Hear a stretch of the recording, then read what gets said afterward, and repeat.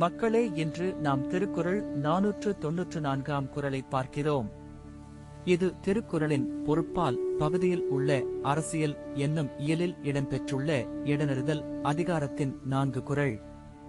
எண்ணியார் எண்ணம் இழப்பர் இடனறிந்து, துன்னியார் துன்னிச் செய்யின்.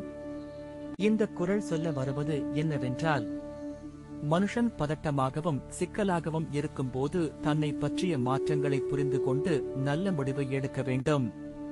மற்றவரின் எளிய தவறுகள் அல்லது மாறுபாடுகளை பார்க்காமல் தன் உள்ளுணர்வை நம்பி செயல்பட வேண்டும்.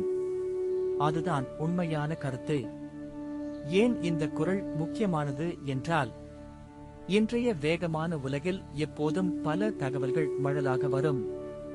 வெள்ளத்தடி தீர்மானங்கள் எந்த நேரத்திலும் இழப்பை உருவாக்கும். ஆகையால் நிலத்தை கண்டறிந்து அமைதியாக பார்வை வைத்தால் பொறுப்பான முடிவை எடுக்க முடியும்.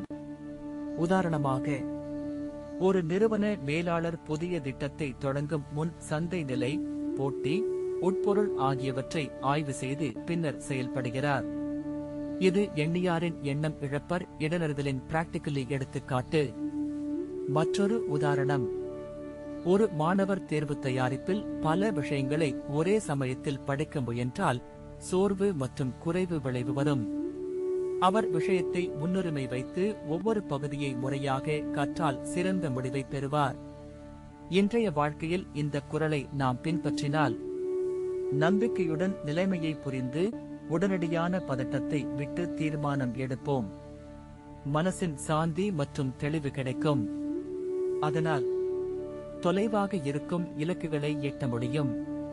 இந்த குறள் மிக அழகாக எடுத்துக் கூறுகிறது. எண்ணியார் எண்ணம் இழப்பர் இடனறிந்து, துன்னியார் துன்னிச் செய்யின். அடுத்த அதிகாரத்தில் மீண்டும் சந்திப்போம்.